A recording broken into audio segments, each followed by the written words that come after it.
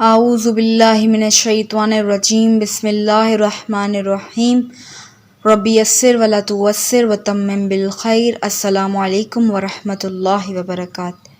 بسم اللہ الرحمن الرحیم۔ الحمد للہ الذی نور قلوبنا بشواء انوار المحبۃ العلویہ وجعلنا من المتمسکین بولایۃ المرتضویہ الذی فرض اللہ مودتہ علی العربیۃ والعجمیہ۔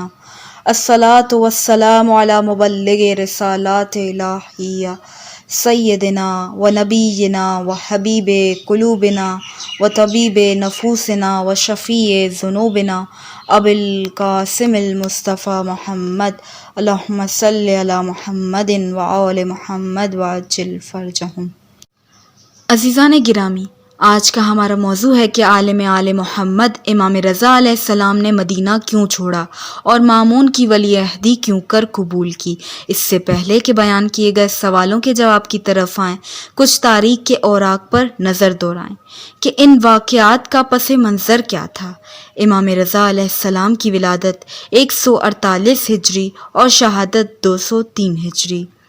امام رضا علیہ السلام کے 183 ہجری میں اپنے بابا امام موسیٰ کاظم علیہ السلام کی شہادت کے بعد امامت کی ذمہ داریاں سنبھالیں۔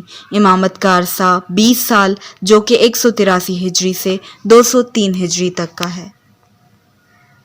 امام رضا علیہ السلام کے دور امامت میں حکومتوں کا عرصہ کچھ اس طرح سے تھا: ہارون رشید 10 سال، محمد امین 5 سال، مامون رشید 5 سال۔ جب مقتدر خلیفہ ہارون رشید فوت ہوا تو اس کی مملکت اس کے 2 بیٹوں مامون رشید اور محمد امین کے ہاتھوں میں چلی گئی۔ تاریخ میں ملتا ہے کہ دونوں بھائی عرب اور عجم کی لڑائی میں الجھ گئے، اور یہ بھی تاریخ کا حصہ ہے کہ 2 بھائیوں کی حکومت کی برتری حاصل کرنے کے لیے جنگ چھڑی، جس کے نتیجے میں ایک بھائی محمد امین مارے گئے، اور اس طرح مامون رشید عباسی خلافت کے واحد حکمران بن گئے۔ تاریخ میں ملتا ہے اس کے بعد مامون رشید کے وزیر فضل بن سہل کی سفارش سے اپنے بھائی حسن بن سہل کو بغداد کا گورنر مقرر کروایا، اور طاہر جو کہ خلیفہ کے لشکر کا سب سے بڑا سردار اور نامور جرنیل تھا، اس کو وزارت دی گئی۔ الغرض مامون ان تمام علاقوں میں اپنے گورنر اور وزراء تعینات کر چکا جہاں جہاں امین کی حکومت تھی، اور سکون کا سانس لیا۔ لیکن اس کے برعکس مملکت کے گوش و کنار سے شورشوں نے سر اٹھا لیا۔ ایک طرف طاہر حسن بن سہل کے ساتھ آمادہ پیکر ہوا تو دوسری طرف خزیمہ جو کہ لشکر کا سردار تھا کوفے کی طرف کوچ کر گیا اور محمد بن ابراہیم حسنی کی بیعت کر لی اور لشکر حسن بن سہل کو شکست سے دوچار کر دیا۔ دوسری طرف مکہ سے محمد بن جعفر نے خروج کر لیا، مدینہ سے محمد بن سلیمان، یمن سے ابراہیم بن موسیٰ اور بصرہ سے زید بن موسیٰ، ان سب کے ساتھ امین کی بادشاہت کے حامی بھی مل گئے۔ غرض یہ کہ داخلی و خارجی بغاوتوں نے مامون کو بے چین کر دیا، جس پر اس کے وزیروں اور مشیروں نے ورگلایا کہ یہ شورش علویوں کی وجہ سے ہے۔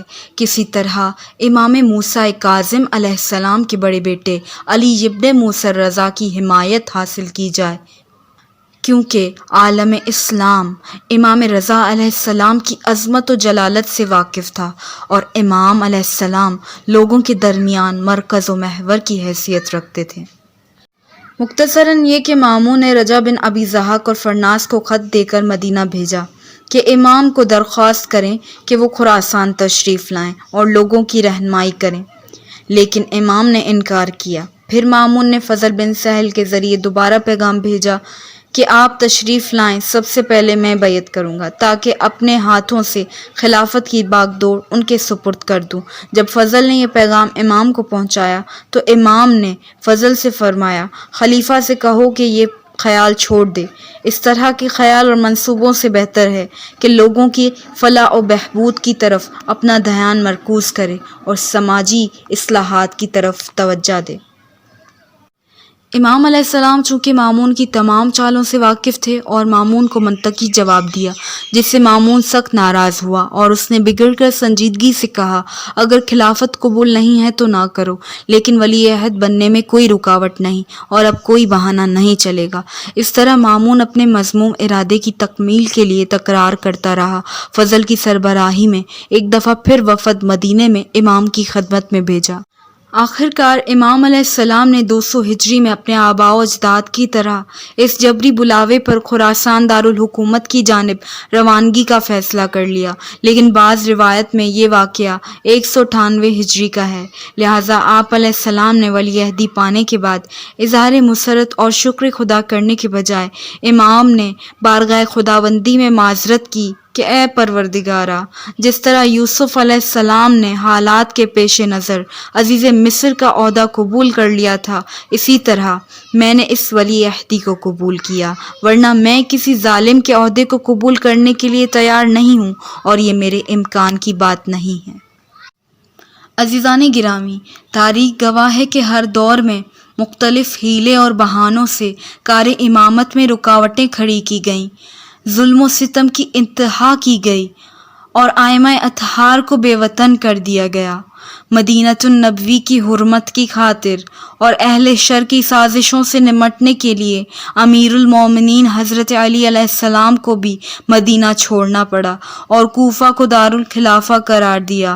امام حسن کو مدینے میں زہر دے کر شہید کر دیا گیا اور امام حسین علیہ السلام کو تو مدینے میں رہنے ہی نہیں دیا۔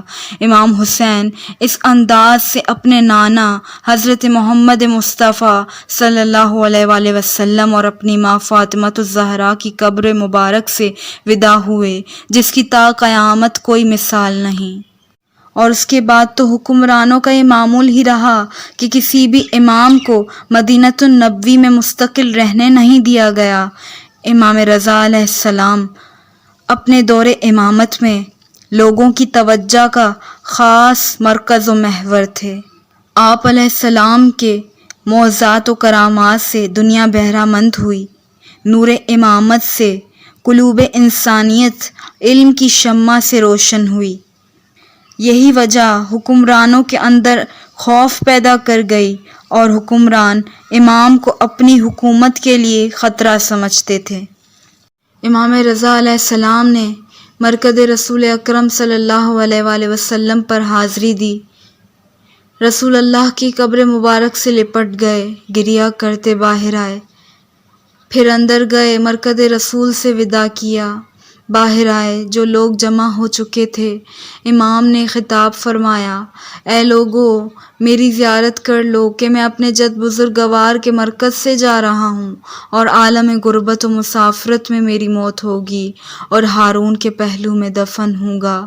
پھر امام اپنے گھر کی طرف آئے اور اپنے اہل و عیال کو جمع کیا، وصیتیں کیں اور انہیں حکم دیا کہ مجھ پر گریہ کریں کہ میں اب جاؤں گا تو واپس نہیں آؤں گا۔ امام کا اپنے اہل و عیال سے اور مرکز رسول سے ودا ہونا اتنا آسان نہیں تھا۔ پورا مدینہ گریہ کنا تھا۔ نہ جانے کس طرح حضرت فاطمہ معصومہ سے ودا ہوئے، نہ جانے کس طرح اپنے جانشین امام تقی سے دامن چھڑایا ہوگا۔ امام رضا علیہ السلام نے مدینے سے خراسان کا سفر اختیار کیا۔ دارالخلافہ پہنچے تو مامون کے اصرار پر اس شرط پر ولی عہدی قبول کی کہ نہ کسی کو کسی عہدے پر فائز کریں گے، نہ کسی کو معزول کریں گے، نہ امور مملکت میں کسی قسم کا حصہ لیں گے اور نہ کسی کام میں مداخلت کریں گے۔ ان تمام باتوں کو عباسی حکمران نے منظور کر لیا، لیکن جب اس نے دیکھا کہ امام علیہ السلام کی محبت لوگوں کے دلوں میں اتنی زیادہ ہے کہ لوگ ان کے اس قدر گرویدہ ہیں کہ جب وہ نماز عید کے لیے اپنے جد بزرگوار حضرت رسول خدا صلی اللہ علیہ وآلہ وسلم کے انداز سے تکبیر بلند کرتے ہوئے بیت الشریف سے نکلے تو اس روح پرور منظر کو دیکھنے کے لیے ساری مملکت سے لوگ اتنی بڑی تعداد میں جمع ہو گئے تھے کہ ان کے عظیم الشان اجتماع کو دیکھ کر عباسی حکمران کو اپنے قصر حکومت کی دیواریں ہلتی ہوئی نظر آئیں۔ اس نے محسوس کیا کہ لوگوں کے دلوں پر امام علیہ السلام کی ایسی حکمرانی ہے کہ ان کے ایک اشارے پر اس کی مملکت زیر و زیر ہو سکتی ہے۔ چنانچہ وہ رشک و حسد کی آگ میں جل کر رہ گیا اور امام کے خلاف سازش تیار کرنے لگا۔ ظاہر ہے جو بدسرشت حکمران اپنے بھائی امین کی محدود حکومت اور اس کے اختیارات کو برداشت نہ کر سکا اور اس کا سر قلم کر کے اپنے دربار میں جشن مسرت منایا، وہ خاندان اہل بیت علیہ السلام کی کسی شخصیت کی ایسی مقبولیت اور ہر دل عزیزی کیسے برداشت کر سکتا تھا جس سے اس کے اقتدار کو خطرہ لاحق ہو سکتا ہو؟ لیکن چونکہ ولی عہد پیش کر کے ان سے عقیدت کا ڈھونگ رچا چکا تھا، اس لیے ان کے خلاف کھلم کھلا کوئی جارحانہ اقدام بھی نہیں کر سکتا تھا۔ چنانچہ اس نے زہر کے ذریعے آپ علیہ السلام کی زندگی کا خاتمہ کرنے کا منصوبہ بنا کر اہل ایمان کو اپنے 8ویں آقا کے سائے سے محروم کیا۔ عزادارو، جب نہ امام رضا علیہ السلام کو زہر دیا گیا، امام نے چہرے پر رومال رکھا، کلیجہ کٹنے لگا، امام اٹھے، گھر آئے۔ جیسے ہی گھر پہنچے دیکھا خواجہ ابا سلط کھڑے ہیں، وہ رونے لگے۔ مولا کیا کیفیت ہے؟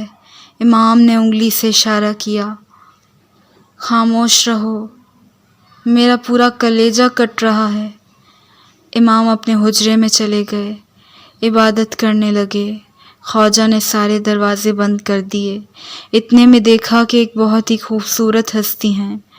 کہا آپ کون ہیں؟ کہاں سے آئے ہیں؟ مولا نے فرمایا میں محمد تقی ہوں، فرزند امام رضا ہوں، میں مدینے سے آیا ہوں۔ امام نے بڑی تعظیم سے غسل و کفن دیا۔ مشہد مقدس میں دل تڑپ رہے ہوں گے، آج سارے امام جا رہے ہوں گے امام رضا کا پرسہ دینے امام زمانہ کو۔ آج جناب سیدہ مشہد میں کھڑی ہیں۔ طوس کی سرزمین پر جب لوگوں کو امام کی شہادت کی خبر ملی تو لاکھوں افراد روتے پیٹتے اور دھارے مارتے ہوئے گھروں سے نکل آئے۔ ہر شخص ماتم اور سینہ کوبی میں مصروف نظر آیا۔ دیواروں پر سیاہ چادریں لگا دی گئیں، لوگ سیاہ پرچم لے کر سڑکوں پر نکل آئے اور سارا شہر سوگوار نظر آنے لگا۔